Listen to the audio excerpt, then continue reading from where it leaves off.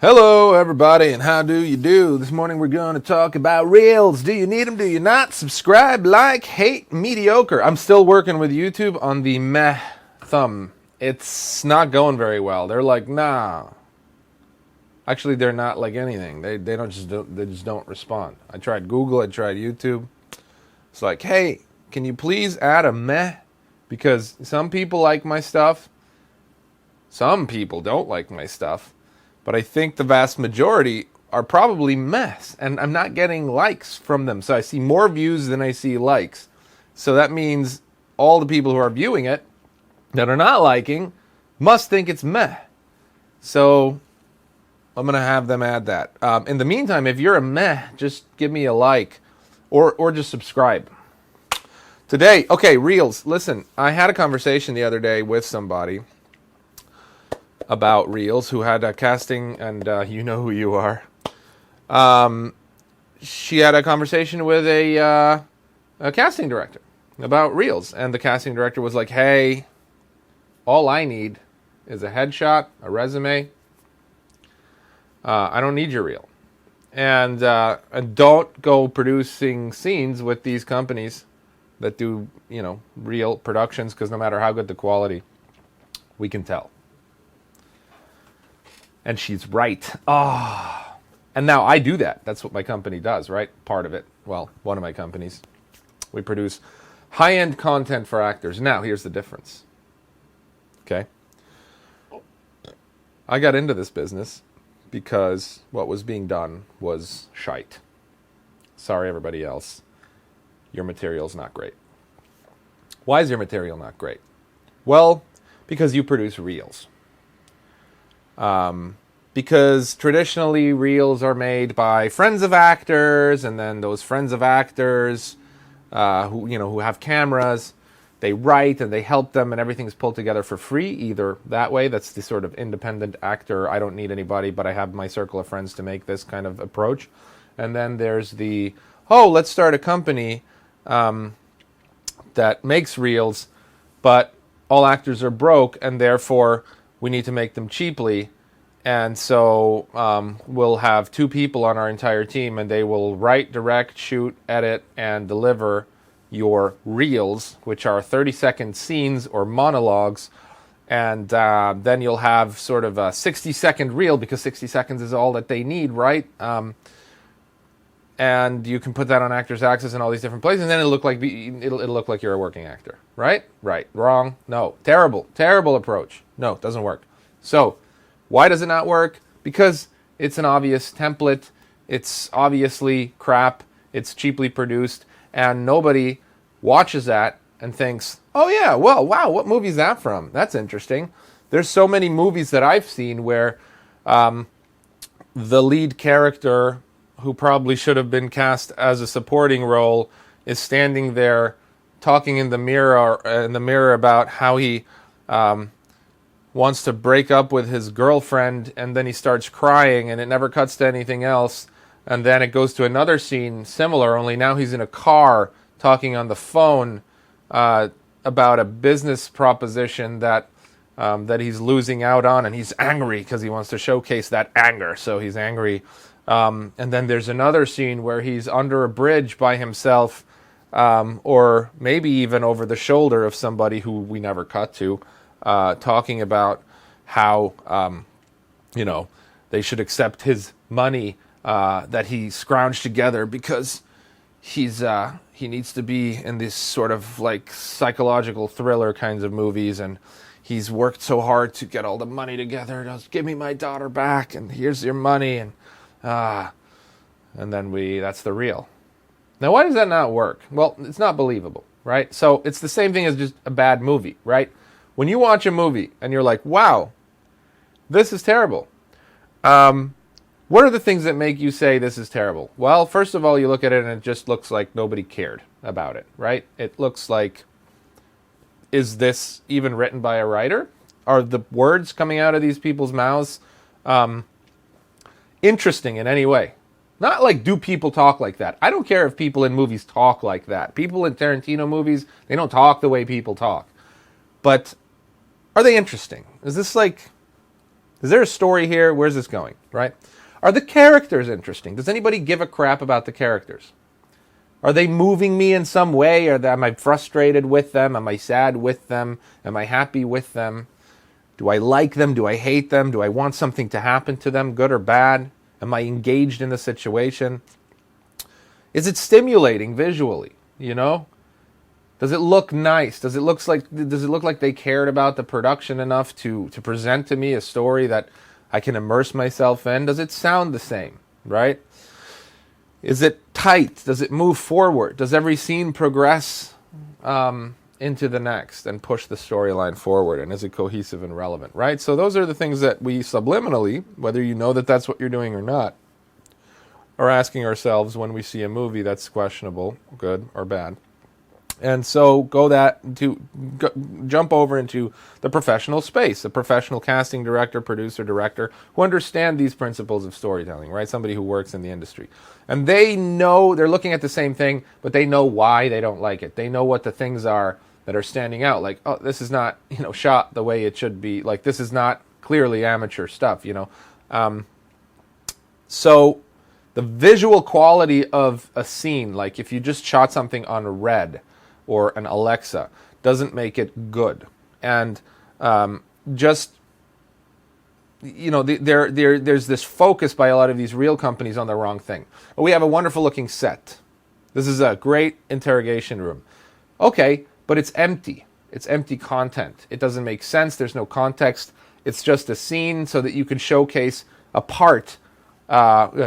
I want to showcase my ability to be sad, so you have this scene where you're crying, oh, give me back my daughter, and then you're out.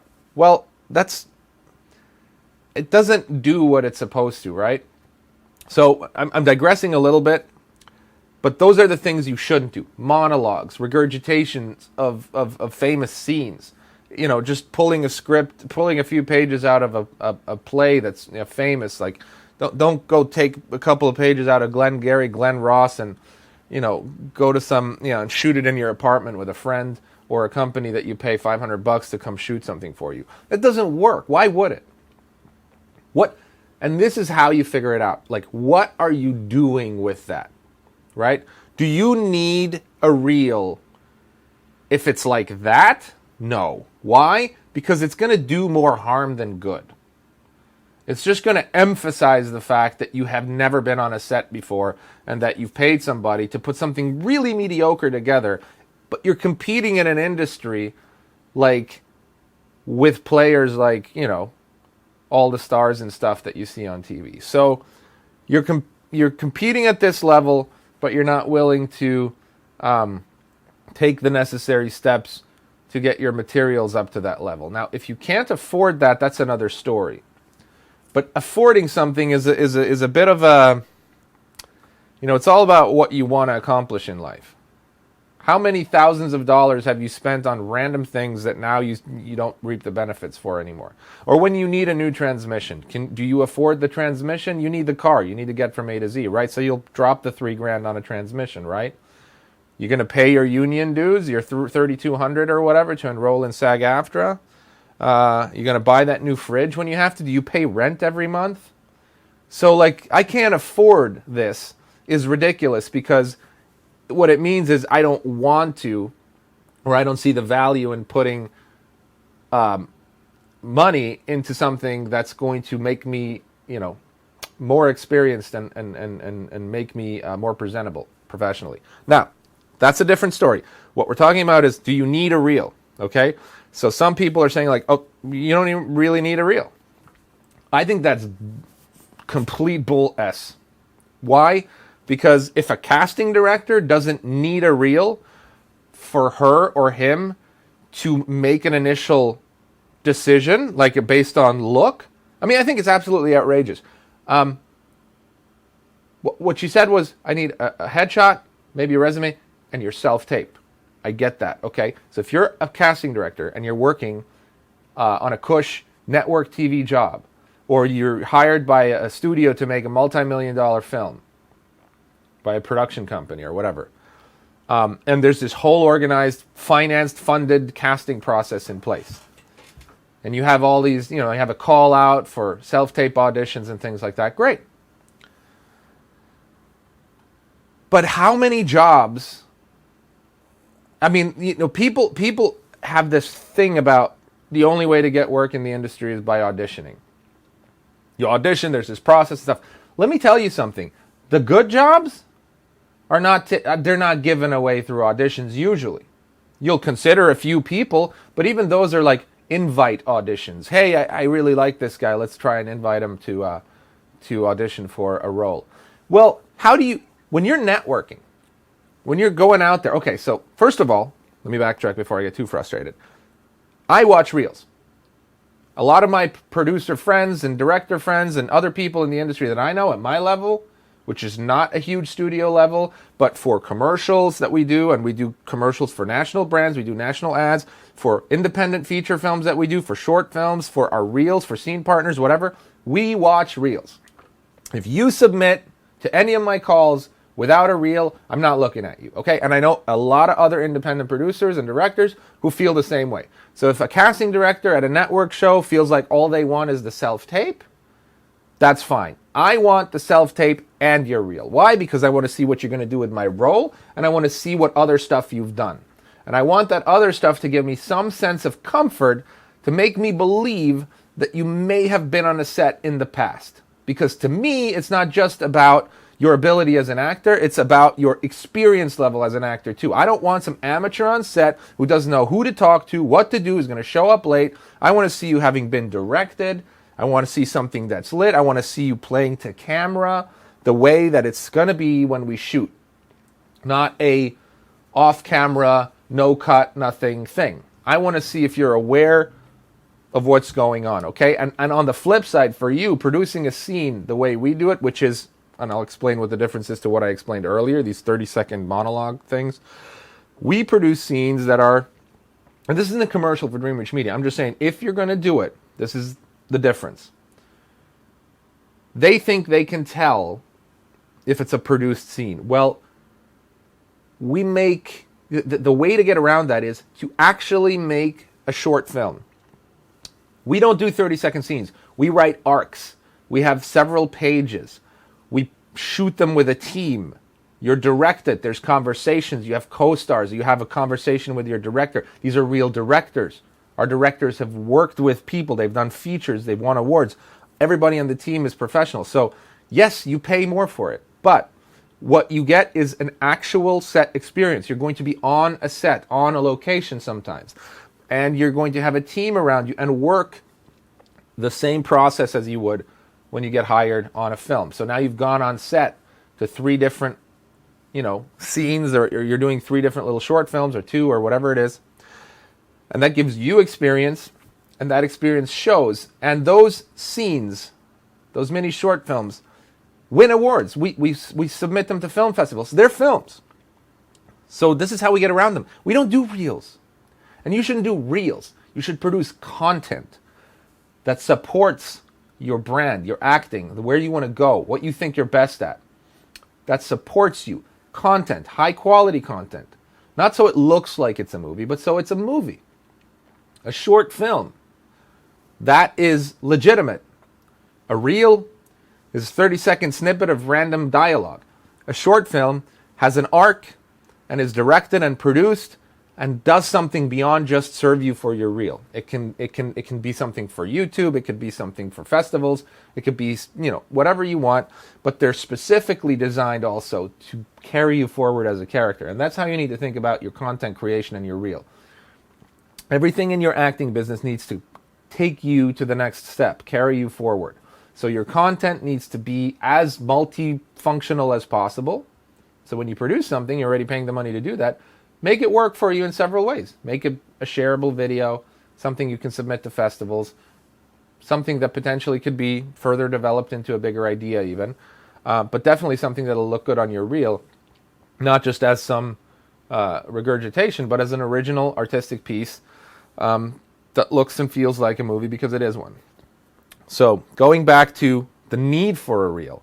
The need for a reel is 100% there. Self-tape auditions only get you so far for a specific role.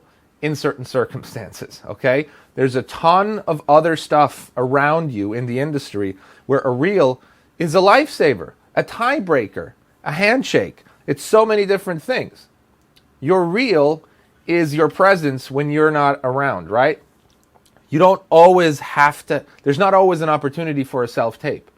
For commercials, sometimes there is, sometimes there isn't. Even for movies, for supporting roles, for smaller parts, there are not always sides posted, and there's not always a need for sides. And oftentimes I'm just, I just see somebody, I just meet somebody, and I say, hey, just by chance, I happen to be making this short film or this movie.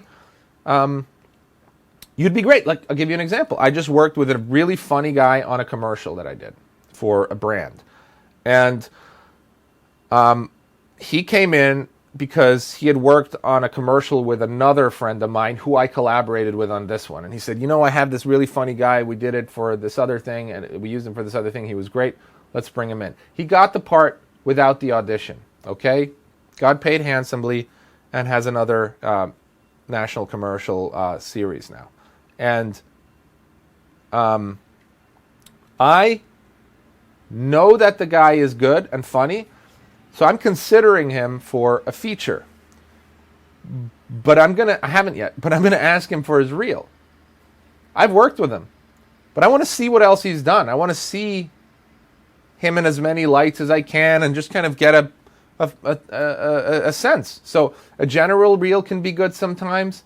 A specific scene that's relevant to a part that I'm casting for would be great, in addition to maybe some other things, because I've only seen him in one light. I've only seen him in a very funny light. And so a reel, like, let's say you walk into a restaurant and there's, J.J. Abrams sitting there, and you strike up a conversation, and he says, I'm working on this show. It's really interesting. I don't know. Are you an actor? Yes. Great. Okay, cool. Well, send me your stuff. That's a situation where, like, a good reel is important. If you send him some, like, combobulation of 3 20-second scenes and it's kind of, like, poorly directed and looks kind of crappy, is there a chance he'll bring you in? Maybe. But, like, the more impressive that is, just the more comfortable he's going to be to say, hey, okay, I'm going to bring you in. Why? Because there's a lot of money at stake, and there's a lot at stake with these kinds of things. So the reel is not just for getting auditions. You should get out of the idea, the mindset of, like, that's how actors get jobs, auditions. That's a part of it. But a lot of jobs are going to come from napkin deals, chance encounters, things like that, and networking, but only if you have good materials to send people. And not only, okay? You might just be brought in. Your reel might never come up. But it might come up. And when it does, it can be a tiebreaker. It can make you seem more professional. But it can also screw you over. So let's put it this way. No reel is better than a bad reel. But a good reel is better than no reel. Okay? No reel is better than a bad reel. But a good reel or a great reel trumps all. I hope that helps. See ya.